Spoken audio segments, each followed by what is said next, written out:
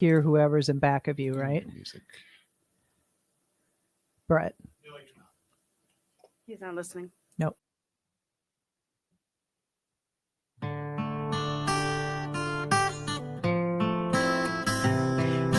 Welcome your host, Caddy Frink, as she leads discussions about substance use disorder and the journey to recovery. You're listening to Redefining Recovery, a recovery revolution.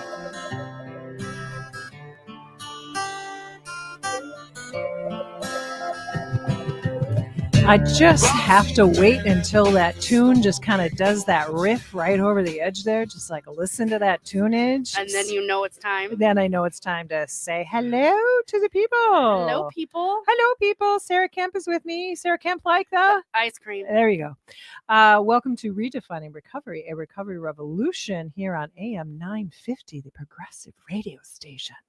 Love it. I am so delighted to be here. We are going to have an interesting conversation today, aren't we, Sarah? Yes, we are. Uh-huh. It's going to be all about Caddy. Oh, my gosh. But I would like to say special thanks to our generous funders, including the Patrick and Amy Butler Foundation, the Otto Bremer Trust, the Sauer Family Foundation, the Hardenborough Foundation, alongside other many foundations, as well as corporate and individuals organizations. I would be delighted if anybody has any extra dollars or cents to feel free to send it to Minnesota Recovery Connection. We do amazing work. Yes, we do. We support the community. We support the people that support the community as well, right? So it's all goes hand in hand on good missions, and we welcome all to our organization. So thank you for what you can or cannot do. But if you could also volunteer, right, Sarah? Yes, you can. Because you always see the volunteers. I do, and we always need new volunteers. Yes. Can never have too many. No, and they help. It helps fulfills the community as well an awful lot. Yeah. Kind of like the last show you and I did together. Yeah. So here we are. Yes. What's right with you today, Sarah? I think just making it through the week. Okay. Honestly. I've been kind of sick this week, so if you hear coughing, that's why. But just getting through the week. Okay. How about you, Miss Caddy? What's right with you today? What's right with me today? Well, I had a day off this week, and that was like super great. The weather's been quite lovely. Yes. I know. So I was able to just get a lot of tasks done. Good. And I got to do some creative stuff, which always helps me. Or I got some creative juices flowing. So I just know that part of my recovery is about being creative. And then guess what I did last night? What? I raked a little in my garden. Wow. I know. Aren't you? Don't tempt the fates, though. I couldn't help myself. Okay. I couldn't help myself. If we get snow, I know who to blame. Yeah, you can blame me. Yes. It was very funny. Our neighbors across the street came walking by, and he's overcoming some health issues, but it was good to see him out, he and his wife walking. And I said, yeah, I just couldn't hold myself back. And he looks at me, he goes, you're always the first one on the block to get going. Oh, are you? I kind of am. Yeah. Oh, okay. I'm a little bit of a wild woman in that regard. So, our conversation today is going to twist a little bit on focusing on the cadster. About time. About time, yeah. So I've had the absolute honor of listening to a lot of people and talking to a lot of people. And what happened is that I met with Jennifer Ogren, who is the salesperson. I don't know exactly her position here, but she helps people come onto this radio station and do their magical work. And she said to me one day when we were out, I don't know what we were doing, but she says, hey, Caddy, there's a manila envelope here or file folder with your name on it. And it's from a long time ago, and you were telling us about maybe wanting to do a radio show. And folks, we're talking about 2009 and 2010. Wow. I know. That's a long friggin' time ago. If I think about where I am and what's happened and the dream that never transpired. But I've said so many times how incredibly honored I am to have this opportunity. But I read through that letter and oh my gosh. And you read through that letter too. I did. What did you pick up from it? That you had a dream, that you wanted to spread the word about recovery. You wanted to help educate the community about recovery and just spread the word. Spread the word. Yeah. That sounded real. It sounded a little religious. Sorry. Not spreading the word, but maybe not the good word, but we're spreading the word of recovery. A word. A word of recovery. There we go. Well, I think, when you say that, it makes me kind of think about that letter, because it just really like floored me to have seen it, and wanting to have a conversation about the really tricky conversation Mhm. of people who are struggling with substance use disorder. And sometimes it's called substance abuse, and sometimes it's called a lot of different things. There's a lot of names for it. Yeah. And so even back then, I had a dream of wanting to do this. And it was because of some influences in the community with some other radio stations in town. And my talk was one of them. It's I think 107. I can't remember what it is. But there were some really amazing women on that program that really just sort of talked about talking about Oh, stuff. sure. We can have a topic, or we can have a message in a radio station or in a radio show. But it was really about having open discussion about a really tough conversation. And so that's really where the dream came on. So Well, now you're just skipping ahead of my. No. You haven't asked me any questions yet. No. So I also want to let people know that we are beginning to embark upon our Walk for Recovery Yes, we conversation. are. So for those of you who know about the Walk for Recovery at Minnesota Recovery Connection and our recovery community, it is September 13th and at the State Fair. No, not State Capitol. State Capitol grounds. Always say She that. does this every year. State Fairgrounds. No. State Capitol Fairgrounds from 10 until 3. We're always looking for people to participate. We're looking for sponsors. We are. Always. Yes. We just came up with our t-shirt logo. We're pretty darn sure. So we always want to just let people know to start preparing for September. I know that feels like a long way away, and it is. We have to get through summer first. But believe it or not, we all got to start doing this now. And getting on your calendars now, so you don't forget. Yeah. Gosh forbid you forget. Exactly. We'll be here to remind you all the time. Yes. Long many times. Yes. So, Sarah, why don't you ask me one question on your list? So this all, as I said, has to do with sort of this reflection back on Caddy back in the day. I would say, when did you start having the dream that you want to have a radio show? Like, what about having a radio show was a dream of yours? So it kind of tipped into that. But when many years ago, there used to be a radio show on, I can't remember what station it was. It used to be called it was a 12-step meeting, I can't remember what the name of it was. But at the time I was very much into, just being part of the 12-step program, which is a very beautiful program, saved my life. But I would listen to it and I would hear people who were talking like me. That struggled with substance use disorder. And it was like having a real conversation about being part of a community. Yeah. And so I would listen to that and I'm like, wow, that's so cool. And then actually I started working for myself. So I would put on these little headphone buds and I'd listen to my talk radio station a lot. And I started listening to people, women and men, but predominantly women, talk about real topics. And I just thought, nobody's talking about recovery.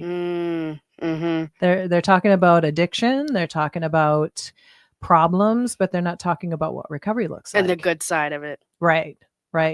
So I just thought, I think there's an opportunity here. And so it was really, and it was continuing to listen to talk radio. Okay. So the other part of it is my little grandma. She was a talk radio fanatic. She always listened to Minnesota Public Radio, National Public Radio, as I've tried to get you to do. Yes, it has not worked. No, not at all. But so I was always around talk radio. And so it seemed not uncomfortable. I mean, I listened. It seemed natural to you. Yeah, really natural. And always getting good information, always wanting to be thorough. And I think that's one of the things that I wanted to bring into a conversation. That is, we can talk about a topic, but what I try to do is I try to break it down a little bit as I point, you see me do all the time. I'm in class. I'm like, the people out there get it, because we in our own language and we in our own conversation, we have our own dialogue, really. Yeah. And so now, for the fact that you get to do this on a weekly basis and talk about it. It's Yeah. awesome. Yeah, no, it just and I know there's a lot of people that listen, and I'm so grateful for every human person person that listens, because I don't want it to be a scary thing. I want it to know. be something that people can talk about. So we're going to come back from break, and Sarah's got a list of questions I to do. ask me. So see you back here at AM 950, Redefining Recovery, a Recovery Revolution. Join us.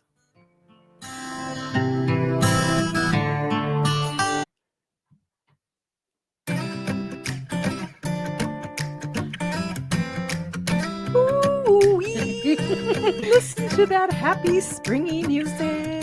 It's perfect for I today's know, weather. Yeah, it's like it's warm, it's exciting. It Welcome reminds back. me of a beach. Every time I hear it, it makes me think of a beach. Yeah, it's just like it's happy. It's Mhm. happy, just like we want to be all the time. Exactly. Well, not all the time, but Well, yes. we want to be happy most of the time. Yes. Welcome back to Redefining Recovery, Recovery Revolution. Here with Sarah. Camp like the ice cream. There you go. It makes her so happy every time I say it. I love it. I love it. I love it. I love it. So again, we're dipping into maybe a little bit of Caddy's past. So Yes. what's the next question on your list, Sarah? Tell us about you. Tell us your past, what you feel comfortable sharing about your story. Kind of getting into the weeds on this one. We are, because I didn't know if you've talked about yourself like this on the show before. I don't know that I really have in a long time. You know, one of the things that in that letter that I wrote, I kind of wrote down a little bit of who I was as a young person. Yeah, I saw that, and then I was like, that was good. Wow. Can you tell we work together, Yep. folks? Said that before. You know, it was interesting when I read that because I come from a home that was complicated. Mhm. My parents divorced when I was age 13. And I ended up being pretty much the adult of the two adults. My mom, particularly, my father moved very close by, but he was rather distant. And he always had another lady involved in his life. So he was distracted and then distracted. Now, he did tell me at some point when he was in the contemplation, they were in the contemplation of divorcing, that he wanted me in custody. And that blew my mind because I had no idea. Yeah. And I thought, wow, that could have looked very different, but it didn't. Yeah. So my mom struggled with mental health issues. She struggled with addiction. She was also one of the most intelligent women I've ever known in my entire life. But when you struggle with mental health issues, she had anxiety disorder. And so from a pretty early age, I had to really kind of manage things. I moved out when I was 22, so I was kind of old in moving out. Oh, okay. And finally she said, it's time for you to get out of the house. Oh, okay. Got it. Which was okay. So I kind of got my stuff together. Well, there you go. Yeah. So moved out, and I didn't really drink much prior. Well, no, that's a total lie. I read that letter thingy. I know. Back the bus up there, Caddy. So I didn't drink much like early on. I wasn't a 10, 11, 12, 13, 14, 15. I think I had my first drink when I was 16.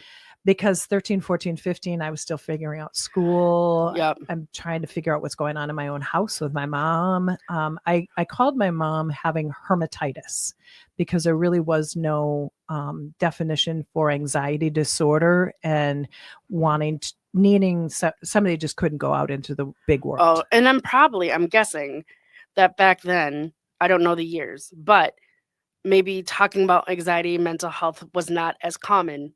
It wasn't as comfortable, no. And my mom couldn't get diagnosed very well. And that's the interesting thing, since all of this training that we've done with, mental health and co-occurring in addiction, it's really educated me time after time. And so my mom was right on the cusp. She died in 1990, that her anxiety disorder was just about kind of being figured out, and there were medications, but she checked out. And I mean that with love, Mom. Yeah. Checked out before that because she had actually too much pain. She couldn't continue on in this life. So, but I think my first drink when I was 16. Okay. And I binge drank from the first moment. Wow. Like you were off to the races out of the gate right away. I was out of the gate hot. Because I remember the part. I remember it all. Believe it or not, I remember that first one, and I remember I was still living with my mom, and I came downstairs after the party, whatever. They poured me out of the car. I stumbled into the house and fell asleep, woke up the next day. And my mom was like, so how you doing? I'm like, oh, my head hurts. She's like, She knew. She knew exactly what was going on.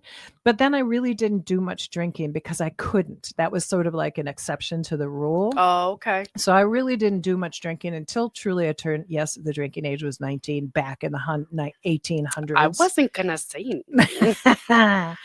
But once I could, I did. Oh, okay. Okay. So, yeah, there wasn't, if I think about it, there wasn't much, but so at 19, oh yeah, there was a whole lot of fun going on, but I was working all the time. I worked full time. I graduated from high school and I got a job at a department store long time far ago in the history of retail, like so much of my life. But I was working right out of the gate. But then every night I go with the guys and we'd go to the bars. So you would be a functioning alcoholic. Exactly. Yeah, I was a functioning alcoholic. I don't know how well I functioned sometimes. At least to you it seemed functioning because you worked. I worked. You were able to kind of hold it together in that aspect? Actually, I held it together pretty well. I could tolerate alcohol pretty well, but at the same time, I blacked out. Yes, I remember you Most of telling the me time. that. I was a blackout drunk all the time. That's not good. No, it's not. But it's so interesting because I would still function for an entire night, but I just wouldn't remember. Wow. That's kind of scary. Totally scary. And I have stories after the fact of things that, so I kind of rolled on that for a really long time. I would just work and I'd go and hang out and I'd party, go to First Avenue, I'd go to the saloon, I'd go to the 90s, I'd go to any other bar that was available. Sure, yeah. Just hang out with all the friends and do it, having a great time. And it looked normal then. Oh, okay. Except for the fact that I black out a lot. Yeah. But that was kind of my secret. Not everybody else's. Yeah. So, I did that for years and years. Now, I know family members, I know friends struggled with my drinking. I know this in hindsight and I know this in reality. And so, I didn't have a car for years, so I wasn't driving drunk. And then when I got a car, I did that all the time. Yeah. I say it with a bit of levity, but I don't mean it lightly. I haven't done it for 20 some years, folks. So don't worry about it. And I know I am so lucky. I know. Yeah. And I did not hurt anybody that I'm aware of. I feel like you would have been made aware. Very fast. Yeah. I put myself in jeopardy and society in jeopardy for years. I know I did. But it took a couple of DWIs in my 30s to have that reality come around. And that was when did the journey start? Did it start? I guess using the words of the recovery world, it was my pre-contemplative stage. Okay. That makes sense because you got something that's going to motivate you maybe. So you're thinking about it, but you don't really know if you want to. Exactly. Because you're having fun, but you don't want to go to jail. So what do you do? Yeah. You try to figure out what to do next. Yep. So I just kind of kept on rolling, had several different workplaces that I did retail and just sort of moved from place to place based on opportunities that showed up. Never got fired from a job, I will honestly say. Now, did I quit a job on occasion? Probably. Not actually not even because of alcohol. I quit a couple of jobs because somebody just gave me the wrong information. Oh. But I was able to sustain for a really long time. But then towards the end of my drinking, which was 39 years old, I was in a bad place. Yeah. I was in a bad place. The second DWI hit, and that's when I had to say, time to be done. Time to be done. And the law said be done. Yeah. And I found out in that movement that it's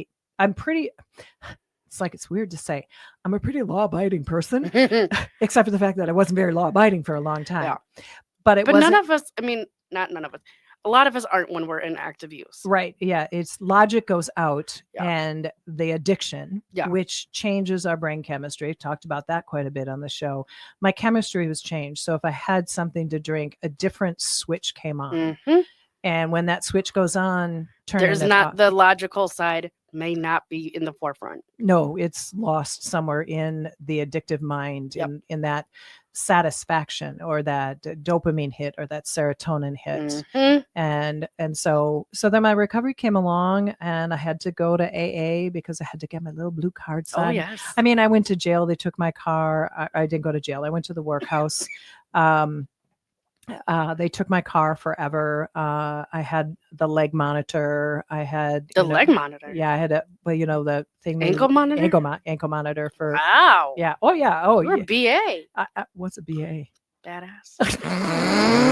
Can I say that? Well, you just did. So, and you Okay. got Got the thumbs up. so I guess I'm a BA. Yeah, I mean, I had every consequence come down on me. I mean, lawyer fees and car taken forever. Like Yeah. I didn't ever get it back. Goodbye. Wow. $16,000. Bye bye.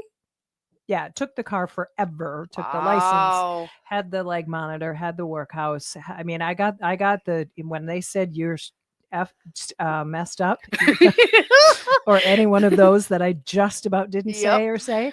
I got it, which was. If I look back in the time machine, I'm grateful because the consequences were so great that I had to do something different. Yes. And so then my recovery journey came. Yes. So what's the next question, Sarah? So how did you find your long-term recovery? Oh, Lord. Because you've been in recovery for 100 years. Okay, to me, what is 100 years? As someone that's been only in recovery for only for 5 years, and then I hear your number, I'm like, that's 1,000,000 years. Yeah, no, it sounds like I remember when a guy that his name was what was his name? It'll come to me. This gentleman. I wasn't even in recovery yet. I was. Jeez, Louise. Gentleman took me out for coffee, and he said he had 19 years in recovery, and now he would be at somewhere in 40 now in recovery. Gosh. No, that's crazy. I looked at him just like you're looking at me. Like, are you really? What? How do you even quantify that? Yes, that's what I think every time I hear your number. I'm like, what? Well, Wendy's even more. Wendy Jones. What? I know. She's like 26 or 27. I know. I can't even fathom that. But remember how old we are. I know, but I still I can't compute that. I know. And it's sometimes it's hard for me. And then I realize that you asked me about my journey and how I did it. And I did it in the beginning from being part of a very important group of people. It happened to be an AA, but it's not so much about the mode, but it's about the humans. Mm-hmm. And I realized I had such an incredible group of people that absolutely believed in me. And they made me believe in me. Okay. That makes a huge difference. They saw me as a value. They saw me as somebody who wasn't just broken and damaged and had a tough childhood and had neglect. And I can't say I had abuse, but I had neglect as a young person.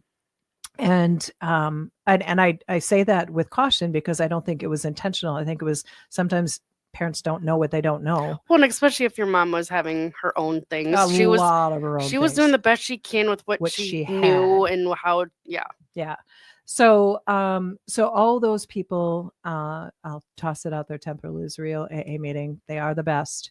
And those people still live in my heart. I might not see them. There's one person I try to see often, but I haven't seen in a while. But those people still live inside me. So when you ask me about what is it, when people believe in you, then you begin to believe in yourself. Mm-hmm. And I think that's why the work that we do fits with me so well, because I believe in every person that comes in front of us. Yep. And if I can believe in them, then maybe they can believe in themselves. See, when you were talking about that, I totally was thinking about what we do at Minnesota Recovery Connection and the recovery coaching and how our recovery coaches believe in the person they're working with. And then bam. Yeah. I mean, it all, for me, literally at this stage of my life, I've had a full circle from being in pain, being able to let go of some of that pain, and now being able to rebuild and regenerate a new life. Yeah. And so then, as you know, my little grandma, Sylvia Duxted Quee, best little lady in the world, didn't understand addiction to save her soul. But what she saw was her granddaughter completely transform. Since my mom died 33 years ago, her only daughter, it was she and I. Yeah. And so her belief in me also just absolutely changed who I became, because I became her person and she was my person. Right. It makes a huge difference. So when you've got somebody who's got your back Yep. And then also on my second she helped me pay for my first DWI. My second one, she said, "You're on your own." And I was like, figure it out. Dang, that credit card's going to get hit hard. But it also probably showed you that you got to figure it out. Yep. Yeah. Because if you don't. Mm-hmm.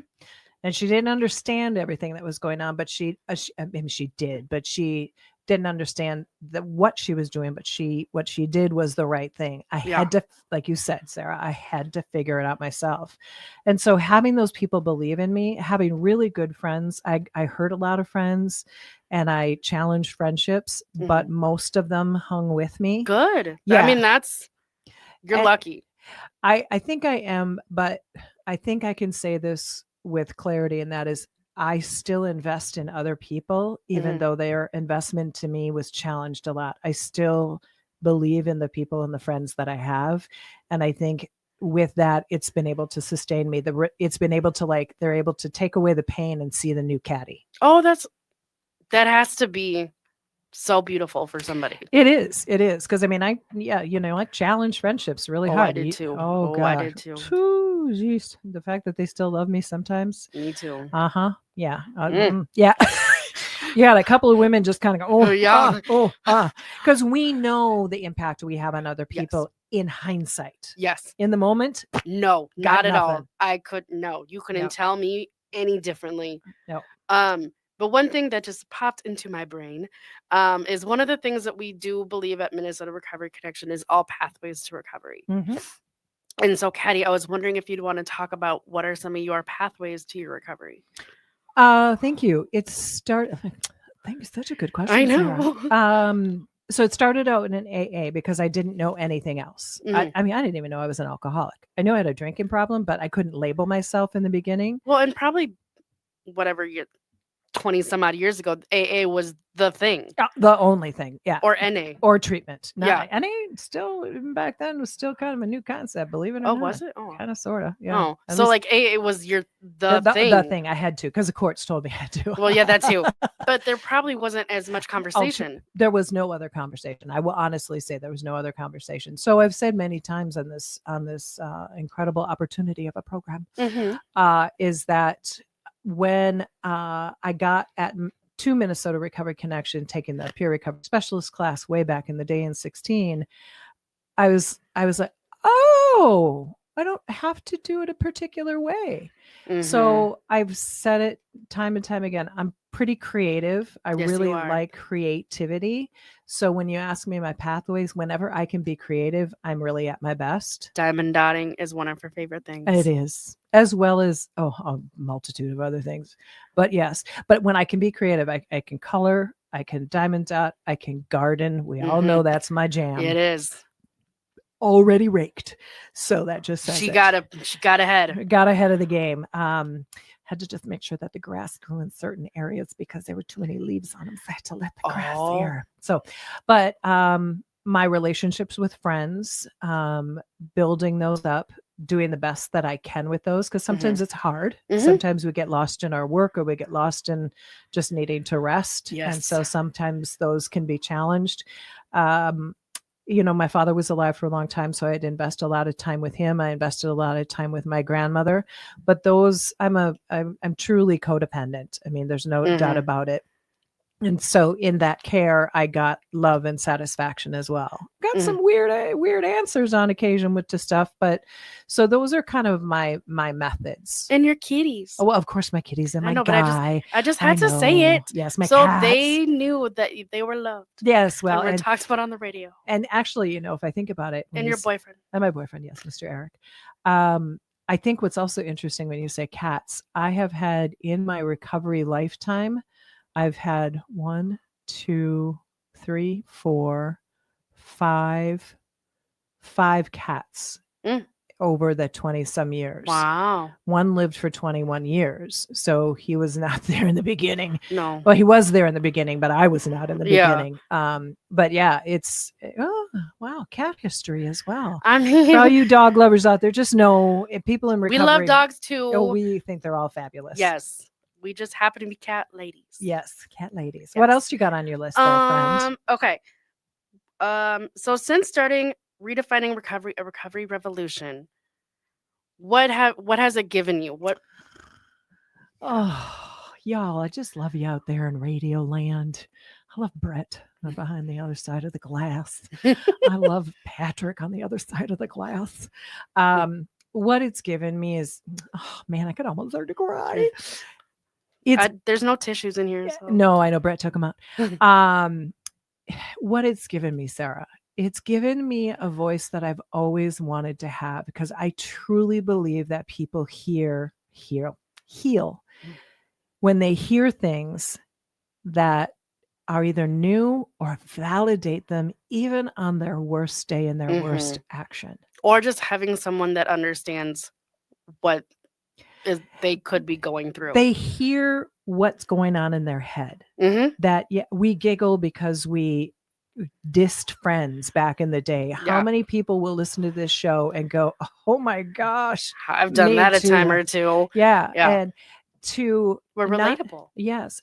I don't want to use the word normalize the behavior of substance use disorder, but I want to give it that fact that it happens and we can recover. It may take a while, but I've been able to just literally live out a dream. Years ago, when those papers were written that you read, somebody gave me some ill-begotten advice. And rude. Rude, she says. And it kind of shut me down. Yeah. And so now but in that time frame, in all these years, the conversation about addiction has completely changed. Yeah. So I mean, we have our own recovery language now for we literally have our own language. Yeah.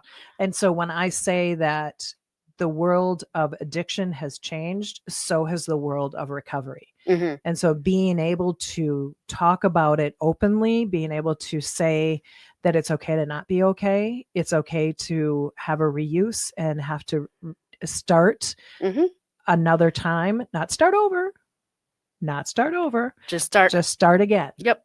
To be able to say that families have a hard time understanding our addiction, and that's okay. Yep. Not making everybody say that they should get better and they have to get better. And we just want people to heal in the way that they find most possible in terms of that pathways of recovery. And you get to educate those that may not understand addiction, recovery, substance use disorder. Like, you get to educate in your way. Yeah. I get to educate with my voice, with my lived experience. And then I bring other people that have their voice and their lived experience, because the more times we hear a new voice and a new conversation, that's where we can sometimes pick up some sort of, small secret sauce. You get to pick up a little secret, like maybe it's your own medicine for your own self, or it's some sort of opportunity for people to go, oh, wait, I've heard somebody say that. You mean somebody else says that? And I hurt exactly that way. Or I'm not the only one that's going through this. I'm not the only one. Because, man, I lived in that place for so long. Did you? I don't remember. I don't know. I don't remember. Yeah, I think it may be because of my age. I felt so alone. Yeah. Because I didn't know anybody that had my problem. And I think that's where when you say I've got 20 some years in recovery, I felt so locked away because I didn't have any place to have a voice. And I probably did, now that I'm thinking about it, I probably did, especially when I was in my apartment, because no one knew. Yeah. Okay. Well, I thought no one knew. Yeah. Right. But just in our mind, we felt we were like the only ones, and we kept the secret so well. Yeah. And so, I remember that feeling. Yeah. And I think that's what probably held me up for a long time, is I would go out and drink and I'd go out and party, and there was an element of normalcy with it. Well, and especially with alcohol, I feel like alcohol's everywhere. Yeah. Well, and and probably even back then, it's a part of every sporting thing. Any like trivia nights back then. Thanks a lot. I mean, that one time in the 19-somethings. The 19-somethings. Wow. I don't want to put a year on Caddy it. Under. I think I did this the last time I was on the show too. She might stop inviting me back. No, I'll always have you back. So the dream of having the show is because I want to give voice to recovery, and I want people to know that if they're not in recovery, it's okay. Mm-hmm. But we'd like you to have more peace within yourself, peace Mm-hmm. within your soul, peace with your families, peace with your community. But it ain't easy. No, it's hard. And you gotta be ready for it too. And so if you are struggling, just know that we're here. We'll talk not at you, but we're kind of talking at them, but you're part of the conversation. But you have our support. Yeah. And I think that's ultimately what I've always wanted to do, is I've always wanted to have somebody talk the way we talk, which is kind of real language, and give a voice. So we're going to take our next break. Thank you for listening to Redefining Recovery, a Recovery Revolution here on AM 950.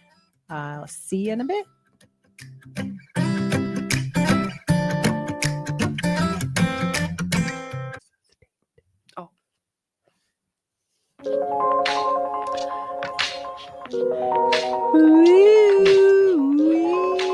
Here we are. I think you should just sing over the song.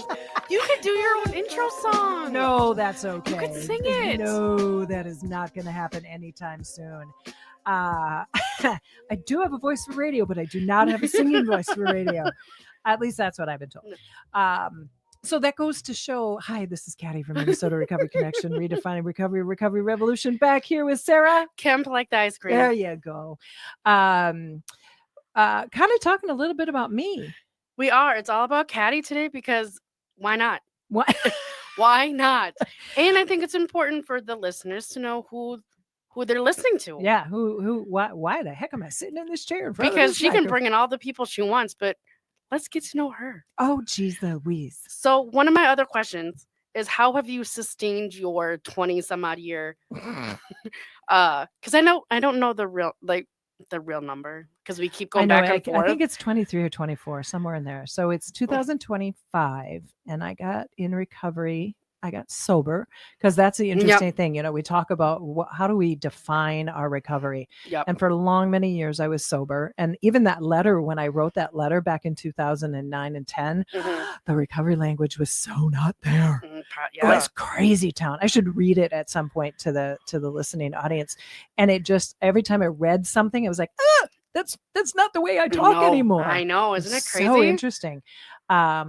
But, it's interesting. In the beginning, it was, doing the AA and doing that and being with people and being around people that were in recovery. And I think really probably one of the pinnacle moments is I finally got to therapy. Therapy can be a great thing. Yeah. And I would highly recommend it for anybody. I had an incredible therapist for years. Her name was Debbie Krovitz. She is now, she's done her retirement to spend time with her family, and I honor her and I miss her all at the same time.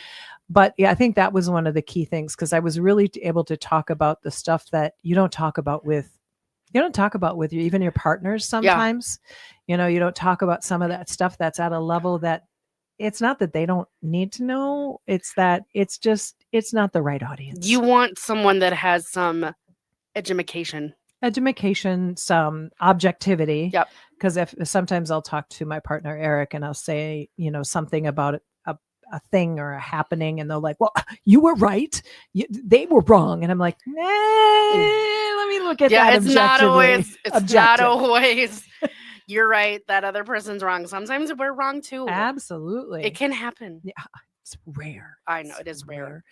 But to that point, the idea of sustaining it is about truly looking in the mirror, truly looking in the mirror, and having both apologies and understanding, and having really good conversations with friends. A very good friend of mine, Kay, right now, we have conversations because we've known one another since high school. Good gosh, that's like a million years ago. But so you can say it, but I can't. Yeah, I can say it. It's my life. But when you have a conversation with somebody who's known you for a long time, the relationship, and you have experienced this, I'm sure, and anybody out there in listening audience, whether you've known somebody 2 years or 5 years, but man, when you get into the 10s and the 20s and the 30s, the 40s, there's a new way of communicating if you continue to evolve. And I think that's what I've been able to do, is evolve as a human to sustain my recovery. And I think that's the important part of sustaining recovery, is always doing that check with yourself, where you're at. Do you need any help with anything? Do I need to go back to therapy? Do I, just that always checking on yourself. Yeah. Continuing to grow. That too. Yeah. Because I think, I mean, if you stop growing, you stop learning, you can become very stagnant. And then you get complacent, and then possibly things can go bad. Right. And we know complacency can bring on reuse, because what happens is you just think, this is it. Yeah. And now that can happen in a week's work too. Sometimes you go home for the 4th time of the week and you're like, is this all I've got to look forward to? And then I realize, no, the weather's going to change. No, I've got food in the fridge. I've got friends. Pick up the phone, pick up your text, do something and reconnect. Because there's always something. I feel like one of the things, it's so easy to focus on what's going wrong. And if at least once a day you can even list or write out or whatever that looks like, something you're grateful for, like you're having food in your fridge. That might not seem like a big deal in the moment, but just that little reminder that it's okay. Because I remember a time, if you talk about, this is all about Caddy, I remember a time in my life when my mom was struggling a lot. There was food, but was there always food exactly enough?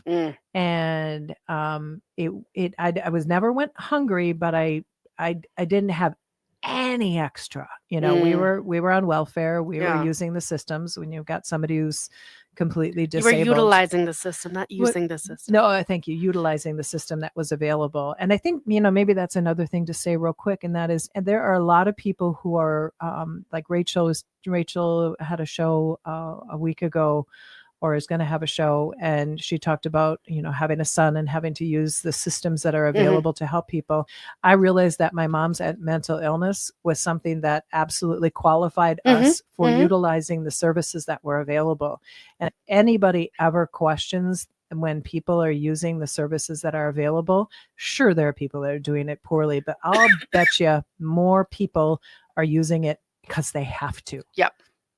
And if you need to, do. Yeah. But that was a time in my life where, that was in a whole different time when services were being rendered.